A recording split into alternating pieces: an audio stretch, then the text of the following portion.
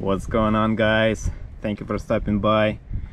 So in this video I'd like to share with you some information how to prevent your coil, encased coil, from bubbling up. And basically what I do is I bake this coil before I encase it. And as you know, I use Flexit 90. I fill every layer, and in between it's all filled with Flexit 90 along with some material to make it more rigid. This is Flexit 90 resin that I use for inside the coil. But the problem I've been getting is when coil gets hot, this Flexit 90 starts vaporizing some fumes, and it starts, when it's all encased in a coil, it will start bubbling up and make a bubble here, or it will be bubbling up on this side. So to prevent that, here is what I do. After I made a coil and glue the bottom plate to it, I will bake it with this transformer. Basically, I'm gonna show you how. So I have made support plates here.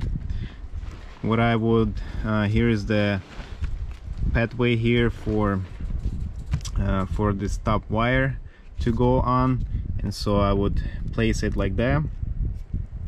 Then I will cover it from another side, make a sort of sandwich with the coil being in the middle, and then I will put it in the vices just like that.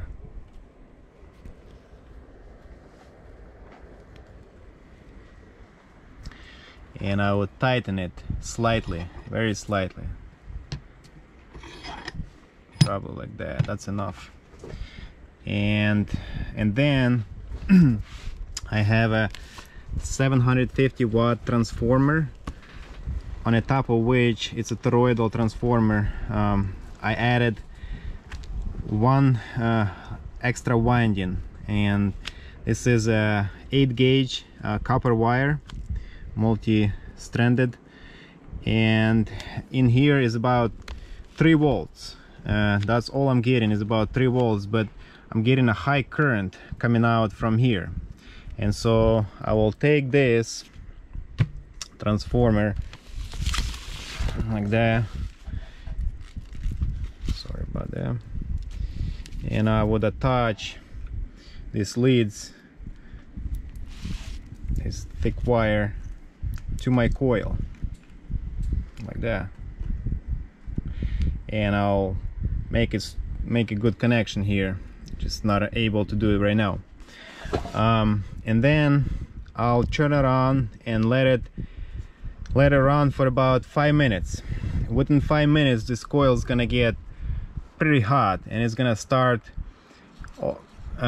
fuming out all these leftover fumes inside.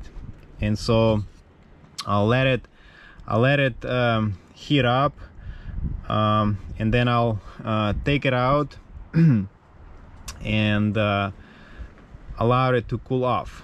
And so after this procedure, I will install it inside resin here. I will encase it in the resin, and then when I do turn it on and get it pretty hot, I don't get these bubbles anymore.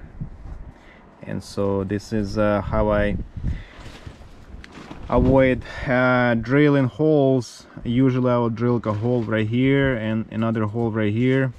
Also, as you can see, there's a couple of holes here.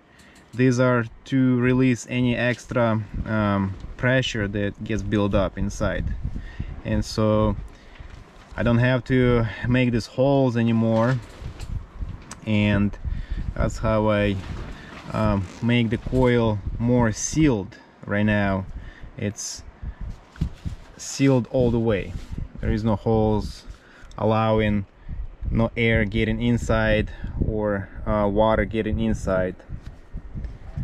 Alright guys, that's what I wanted to share with you, and I'm gonna try to share how I wind this coil in the next video or so.